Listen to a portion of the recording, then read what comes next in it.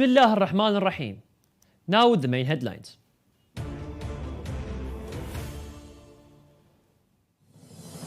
Holy Najaf International Airport receives over 80,000 passengers ahead of the Arba'in pilgrimage.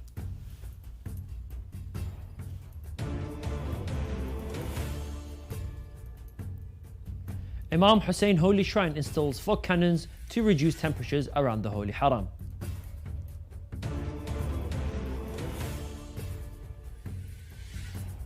Iraq's Umrah and Hajj Commission confirms large number of buses to transport pilgrims of Imam Hussein.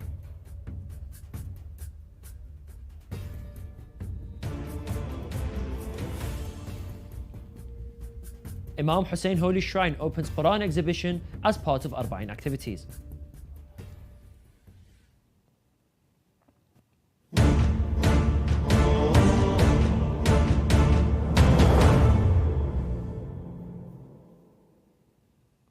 Assalamu alaikum wa rahmatullahi wa barakatuh. This is Yunus Dawood and you're watching Shia Waves live from Imam Hussein TV 3.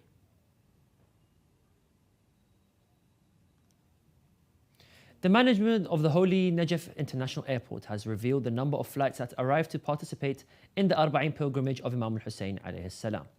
The airport information manager Hussein Hadbou said in a statement received by Shia Waves agency that 574 flights have arrived at the Holy Najaf International Airport until now, carrying more than 80,000 passengers from around the world.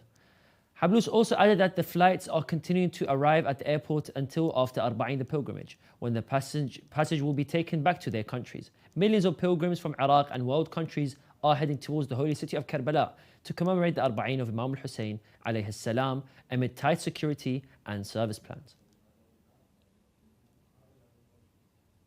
The Division of Cooling and Air Conditioning at Imam Hussein Holy Shrine has introduced new techniques to reduce temperature around the Holy Shrine during the Arba'in pilgrimage. The official of the division, Safa Ali, said in a statement received by Shia Waves agency that the fog cannons have been installed which reduce temperatures by 9 degrees in the area around the Holy Shrine. Ali added that for the first time, these fog cannons have been used to reduce high temperatures by 9 degrees, pointing out that 12 cannons have been installed in a number of streets near to the Holy Shrine. It should be mentioned that millions of pilgrims continue to march towards the Holy Shrine of Master of Martyrs alayhim salam to commemorate the Arba'in pilgrimage on the 20th of the Holy Safar. The chairman of Iraq's Supreme Commission for Hajj and Umrah, Sheikh Sami al-Mas'oudi, confirmed that the buses allocated by the government will be in service to transport the honourable pilgrims to the holy city of Karbala and then back to their provinces. The Commission said in a statement received by Shia Waves agency that Sheikh al-Mas'oudi met the governor of the holy city of Karbala, Nasif al-Khattabi, the security commanders in the province and officials responsible for organising the movement of pilgrims to discuss mechanisms of transportation, following sharp rise in numbers of pilgrims. According to the statement, al-Mas'oudi urged all sides to intensify their work during the coming days, during which millions of pilgrims are expected to arrive in the holy city of Karbala. Deputy Governor of Holy Karbala, Ali al-Mayali, confirmed on Wednesday that the province reached its peak, pointing out the number of pilgrims this year is expected to reach 30 million from inside and outside of Iraq. Let's remind our dear viewers of today's headlines.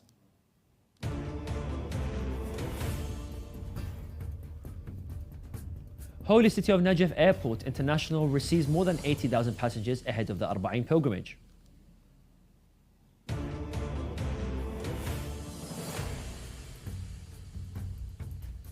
Imam Hussein Holy Shrine installs fog cannons to reduce temperatures around the Holy Haram.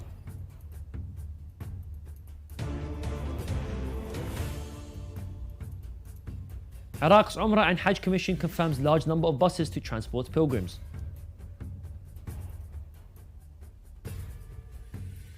Also tonight,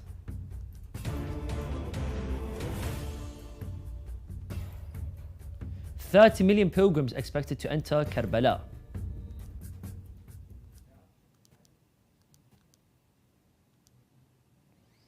The Dar al-Quran, a Quranic center affiliated to the Imam Holy Shrine of Imam Hussein, has opened a Quranic exhibition near Imam al-Hassan Mujtaba Pilgrim City.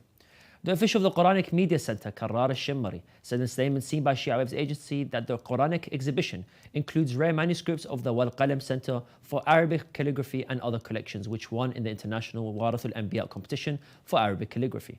Al-Shimari added that the exhibition also displays photos of the Quranic Media Center, which won the Sarraj International Photo Competition in its first and second sessions, as well as photos and videos of some of the activities of Dar al-Quran.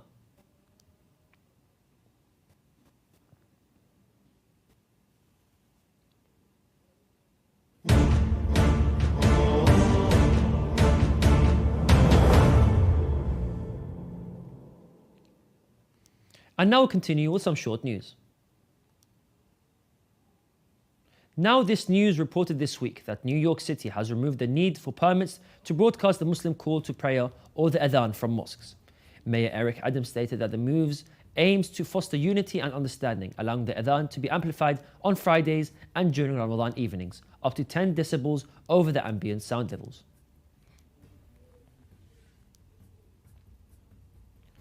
The government of Kyrgyzstan announced that 95 wives and children of ISIS or ISIL fighters have been repatriated from intermented camps in northeastern Syria as part of a humanitarian mission on August 30th, reported Al Jazeera. This operation was carried out with the help of the US and the UN and the Red Cross, which also involved provision of humanitarian assistance and necessary medicines to the population of the region. Following several visits to the region since 2019, Human Rights Watch has warned that the detention camps, especially in Syria, are life-threatening for children, stressing that these conditions are deeply degrading and in many cases inhuman. It should be mentioned that thousands of the people from the former Soviet Republic of Central Asia joined various fighting groups, including the ISIL, particularly between 2013 and 2015.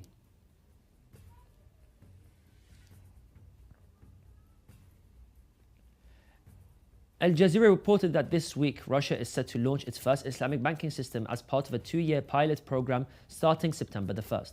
With an estimated Muslim population of up to 25 million, the move endorses Islamic financial institutions for the first time, focusing on 4 Muslim-majority republics: Tatarstan, Bashkortostan, Chechnya, and Dagestan. If successful, the program may expand across the country, tapping into the 40% annual growth rate of the global Islamic banking sector. The decision is seen as part of Russia's strategy to diversify its economy amid Western sanctions and foster East-facing economic relations. According to a study by the Indian Council for Research and International Economic Relations, in 2020, India's urban housing shortage rose 54% to 29 million in 2018, from 18.78 million in 2012. Al Jazeera reported in an article yesterday that August the 30th, the Delhi government's economic survey for 2020 and 2021 reveals that 6.75 million people in poor housing in low-income settlements only in New Delhi, India's capital, which includes 695 slum settlements, 1,797 unauthorized colonies, and 362 urban villages. The article mentions lack of affordable housing, reduced land entitlements, and accelerated housing for the privileged as key factors driving the crisis. India's government has implemented a number of housing policies and projects in response to the perennial challenge, mainly among low and middle income groups, trying to improve housing quality and provide shelter to the homeless in the city of nearly 20 million residents. However, activists say that the houses built under such projects are insufficient in number, often unaffordable or unavailable for those most in need.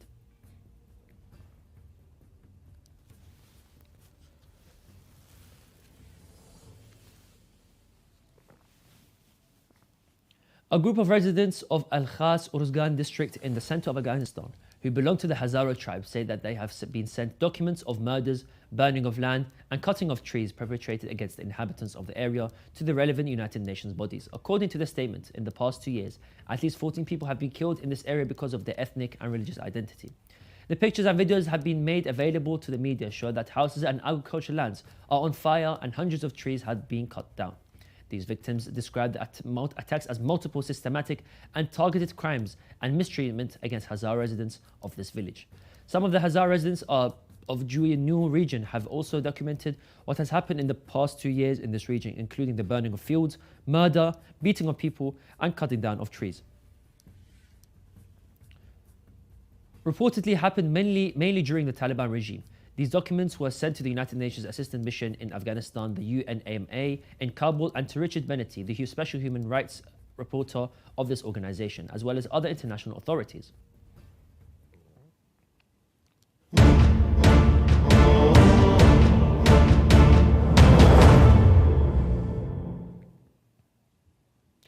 A few days before the last 10 days of the holy month of Safar, which highlight the event of the Husseini Arba'in, we have reached the climax of the special plans designed for Arba'in pilgrimage this year. The Karbala government announced on Wednesday, August 30th, that this government has already entered the most critical stage of its plans before the arrival of the Arba'in of Imam Hussein on the 20th of the holy month of Safar. And estimates show that the number of pilgrims will reach 30 million people from inside and outside of Iraq, said Ali al-Mayali, Deputy Governor of Karbala. In a press release followed by Shia Waves agency, al-Mayali emphasized that all pilgrims who enter the province will stay in this holy land for at least 2 to 3 days, so it will be natural to experience density and thus crowding in such a pilgrimage attended by millions. It should be mentioned that millions of devoted pilgrims from inside and outside Iraq are currently walking towards the holy shrine in the holy city of Karbala to commemorate the Arba'in event this year under strict security measures while enjoying all kinds of necessary services and health facilities. A group of Muslims, Christians and Jews announced their intention to organize the 12th Religious for Peace Annual Conference at Sitvata High School in Arlington Heights, United States on September the 10th. Pastor Corey Proust, co-founder of Sons of Abraham, said that more than 100 men and women and children are expected to participate to talk about promoting peace. Proust also added that I revere Islam and we founded the congregation in 2010 for interfaith dialogue and the development of service and leadership. The Sons of Abraham Alliance hosts many other interfaith awareness events through the year and holds workshops at the Parliament of the World's Religions. It brings together about 40 school children led by 20 high school or college-age students to make friends and learn about each other's traditions. We have reached the end of today's news. Let's take a look back at today's headlines.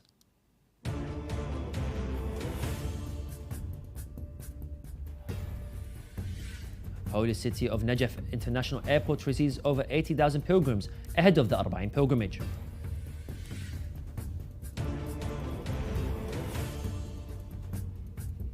Imam Hussein Holy Shrine installs fog cannons to reduce temperatures around the Holy Haram.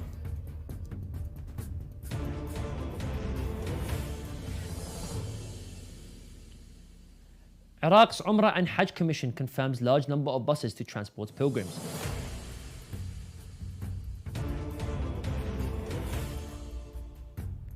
Imam Hussein Holy Shrine opens Quran exhibition as part of the Arba'in activities.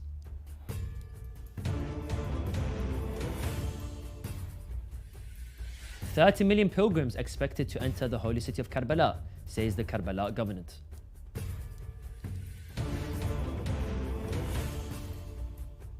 Followers of different religions intend to organize 12 Religious for a Peace Annual Conference.